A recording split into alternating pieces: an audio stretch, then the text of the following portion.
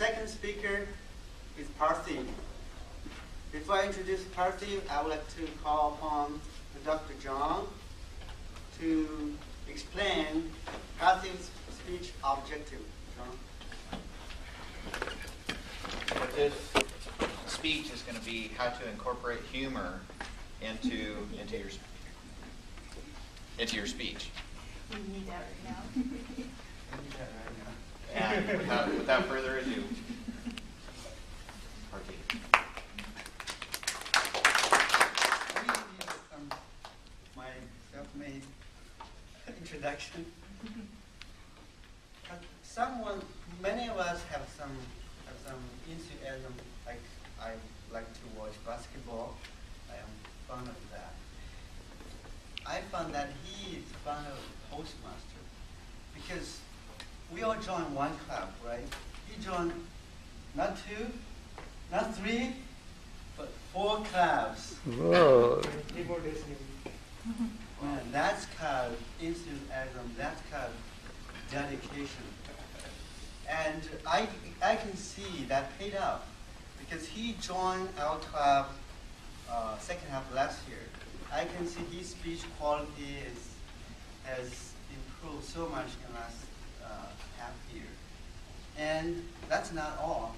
He has also been selected as one of the area governors this year and a true Toastmaster and excellent speaker. Please join me and welcome your speaker number 2.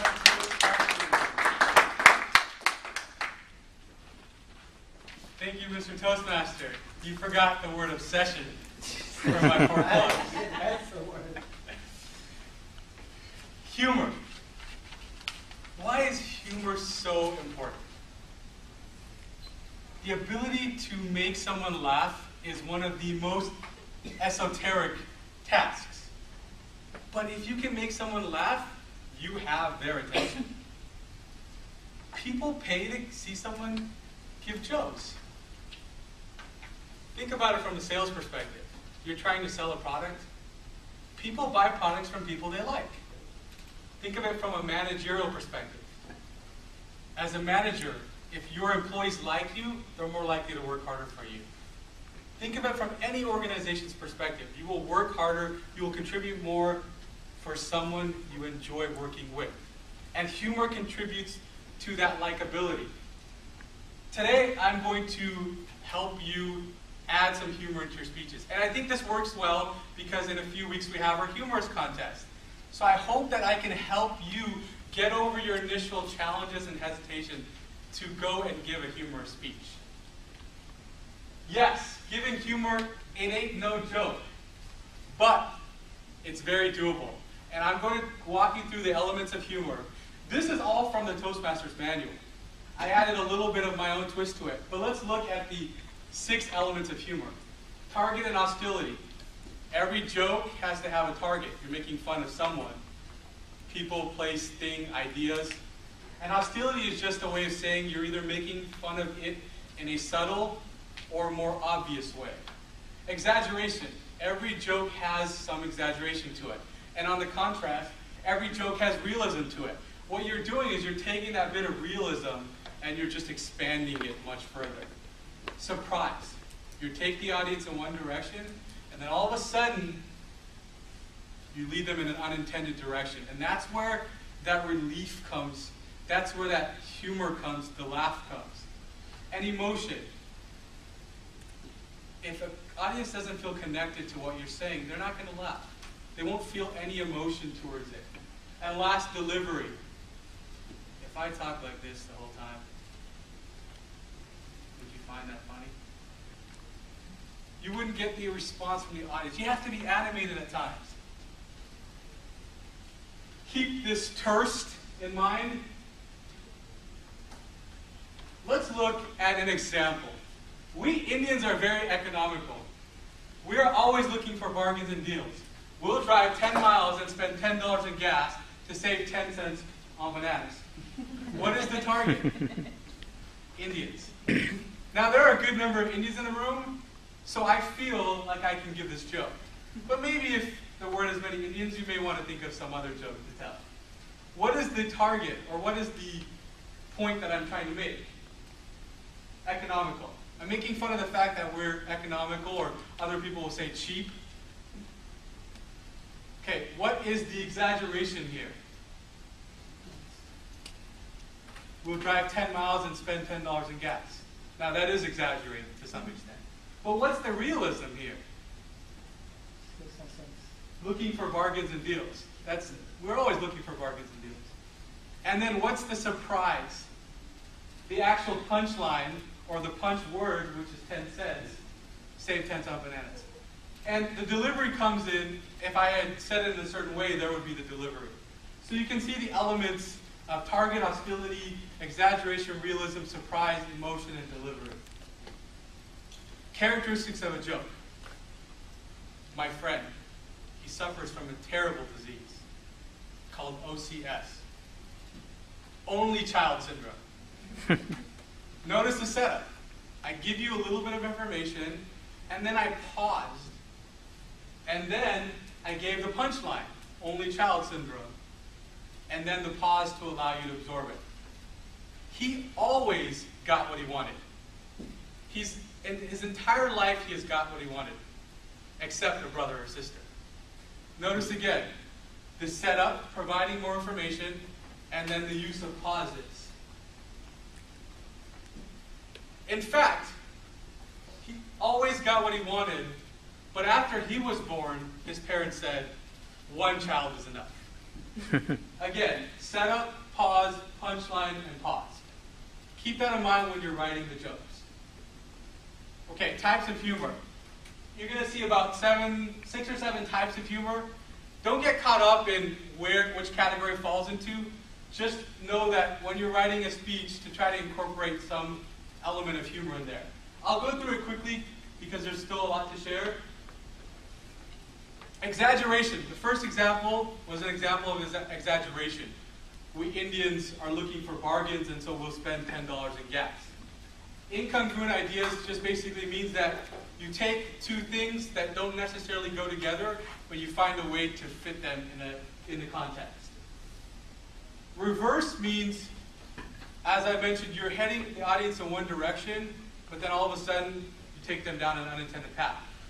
My friend, he's extremely excited about his master's degree from a prestigious university. Now he gets to get excited about waiting in line at the unemployment office. So notice, heading them in one direction and then go back the other way. Double entendre or play on words. Take a word that has multiple meanings. My sister, she always tells me I'm full of shit. I know, I'm always constipated. Here's another example of play on words. My BS degree has got me good at giving BS. Understatement. Basically, you're selling the idea without actually selling it. If at first you don't succeed, try again. Even if you still don't succeed, try again. And then you can rise out of the depths of the shadows of your father and grandfather and become President of the United States. So those of you who don't know, that's an attack on George W. Bush, who basically wrote his father and grandfather's legacy into the presidency. And the last one,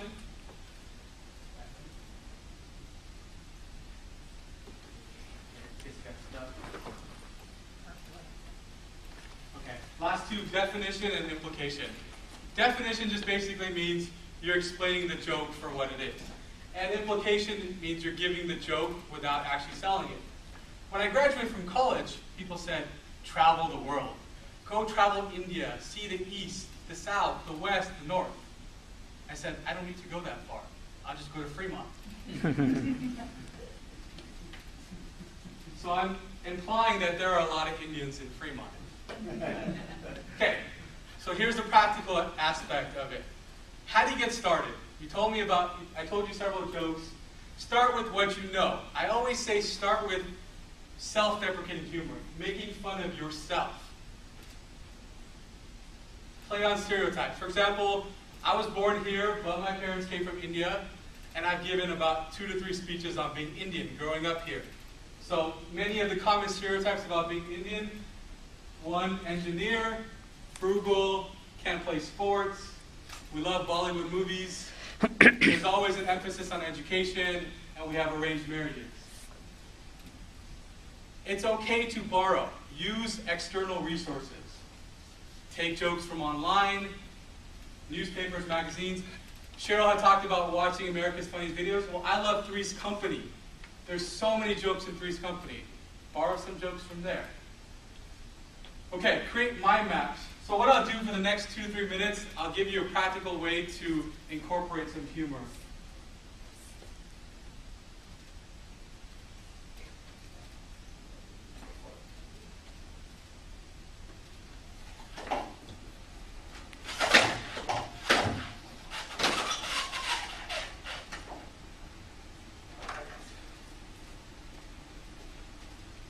Well, I should have seen that there was stuff here.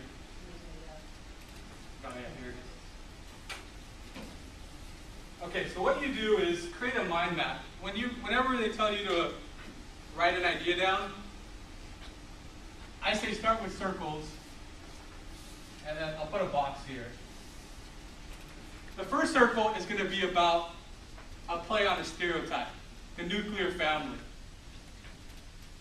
So in a nuclear family in India, there's the in-laws, so mother-in-law, Mill, father-in-law, Phil, wife, kids, etc.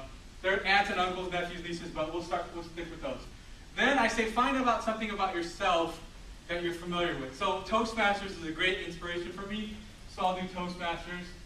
And the many aspects of Toastmasters, we have listening, we have CC manual, we have leadership, we have evaluation. Okay, then I say the next mind map, what is going on right now in current events? Any examples? Anybody notice that the stock market went down 2 weeks ago? So stock market crashed. How about global warming is always a hot topic? And then I'll just say debt ceiling, but you can take many different current events. Now the idea here is to take incongruent ideas or congruent ideas and create a joke out of it. Now I'm not married, but I always like the marriage aspect as a source of jokes. When the stock market crashed, I just couldn't stop crying. I haven't cried that much since the day my mother-in-law moved in. So taking the idea from here and there. Global warming. Statistics say there's so much hot air in the atmosphere. I think my father-in-law is contributing to a lot of it. How about Toastmasters? Toastmasters has really hurt my relationship with my wife. Every time she starts talking, I keep showing her the red card to shut up. So notice, I'm taking ideas from here, and I'm trying to find similarities or commonalities among them. And the last box, the reason why it's a square is it's your external box of material. Go ahead, get information online, look for jokes. Here's a good example. My mother-in-law haven't talked in a while. In fact, since I got married, she's never stopped talking. So that's something you can use about how your mother-in-law doesn't stop talking. Another example is look up, for example, Stephen Colbert, or some of the late-night talk show hosts, David Letterman, Jay Leno, and try to find some of the things they do, because they're excellent at one-liners. I hope that with this presentation, you've had an opportunity to get a little more comfortable finding some humor, taking some things that are happening in your life, and string together some jokes. There is a lot of information out there. Don't hesitate to access online sources, newspapers, magazines, etc. when you're writing your speech. Mr. Toastmaster. Fantastic. Have you learned how to become humorous in your speech? I think I need to take that red card home. Please take 30 seconds to write down your evaluation for Parthiv to improve.